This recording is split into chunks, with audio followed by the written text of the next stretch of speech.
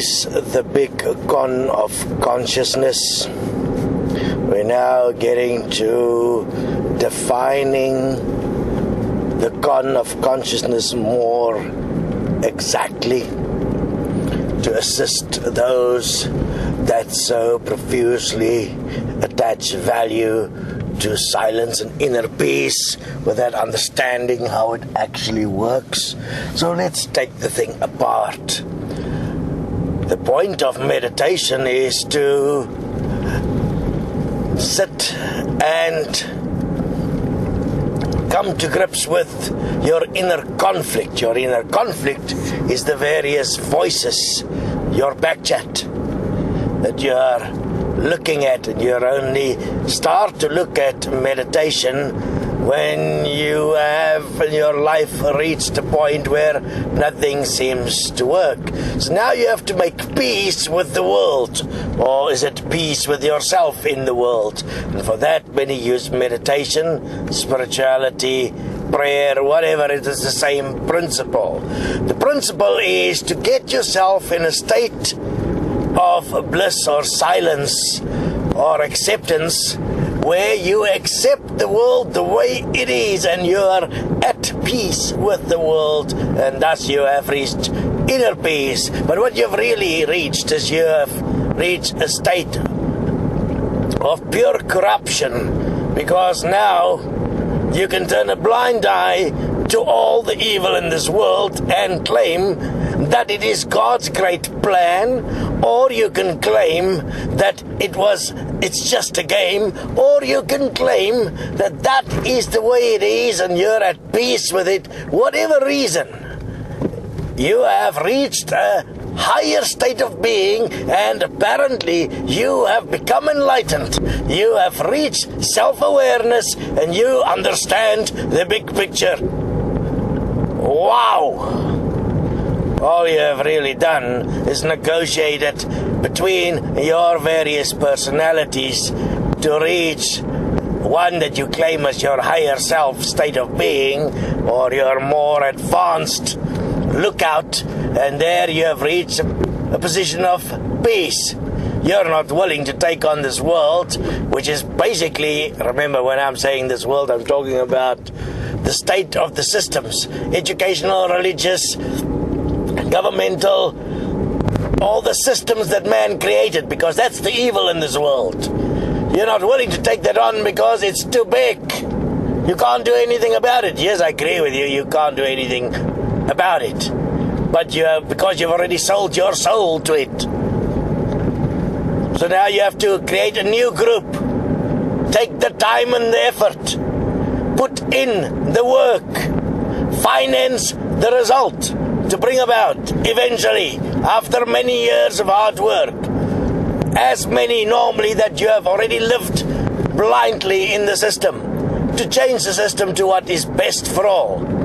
We have worked out mathematically quantifiable ways where we can reach this state of a new world within 20 years if we dedicate ourselves to this. We finance ourselves and we form a group which relentlessly stick to the basic principles of what is best for all, without compromise, without utilizing this concept of love or inner peace or this absolute self-deception, this blindness, this turning a blind eye. I mean, it's very tempting, isn't it? The thing that makes it so easy to accept is the idea that after you die, you're going to a better life. Now, we have been extensively explaining that that is not the case. That once you die, you are in fact dead, and the you now understand or pretend to know will no longer exist. So therefore, there is no afterlife. If you do the science, you do the equality equation, you do the math, and you hear what we say, you will come to the realization that there is no afterlife. You have abdicated your right to life through your inner chatter, the inner conversation of consciousness. You have abdicated everything that was real and turned a blind eye to the real God, which is the physical, which is right here, which is giving you life, which gives you the breath of life. Remember the breath of life. Remember, go read again, the breath of life. It's taken away when you abdicate your responsibility to be the image and likeness of the breath of life. That means to give what you've been given, but you don't want to hear. So we'll explain it more and more and more in detail, and see there is a way to help you. But yes, unfortunately, there is great difficulties ahead for humanity, because you have built your reality on fake systems, fake beliefs, fake faiths, fake relationships, fake economies, fake education. Everything is fake. All of it is not transcendent and will end at death. So you have never brought heaven to earth, and therefore you corrupted heaven as much as you corrupted earth. All that is still pure, waiting, is the physical, but it will no longer wait. And you will see, as time now progresses, that everything you could have faith in, all that you could believe, will come to nothing. Absolutely nothing.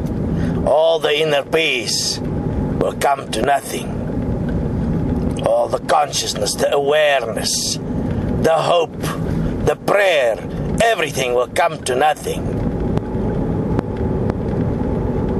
May God have mercy on your last breath.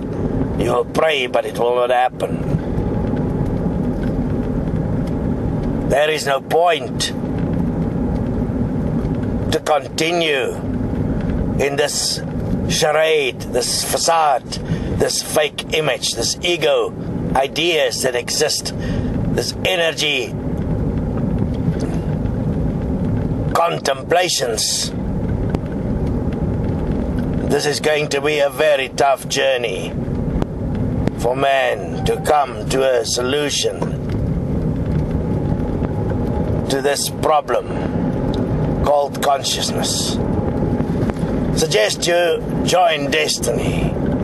We have all the answers. We are ready to support you if you are willing to support yourself, and if you are willing to support life to bring about a solution to the evil man has become. If not, don't worry, you'll be convinced. If you are still here, if your breath is taken before you're convinced, you'll just end, so it's no big thing. You see, it's just like memories. You can't remember your memories from even a week ago, never mind a year or 10 years ago. Same thing happens. It's just memory. You're just memory. You're past. You have all the proof in the way you live.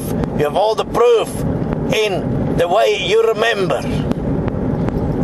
And then you claim to remember past lives. So-called meditations, you're making it all up in your own mind. In the nth degree, trying to get to peace, some form of sexual fulfillment. You can only search for this peace, so-called, when you have money. So you have harmed many people and you are actually seeking forgiveness, and then you turn a blind eye to your evil actions that you took to get to the money. You're not willing to forgive yourself because that would mean you'll have to do restitution, and you don't want to do restitution, you see. That's the big problem with forgiveness. That's why nobody wants to do self-forgiveness, because it only works if you actually repair the damage that you have done. If you did not repair the damage you have done, your forgiveness is not valid. And those that do not want to go to self-forgiveness, they have done great harm. And they're not willing to pay for the harm they've done. No, they rather meditate and seek inner peace, so that the guilt and the remorse and the true nature of how they manage to get the money that put them in a place where they can sit in silence and they can have inner peace, how they created that position, they're not willing to give that up.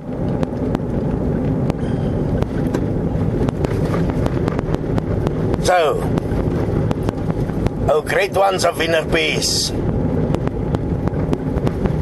there is no place to hide from what you have done.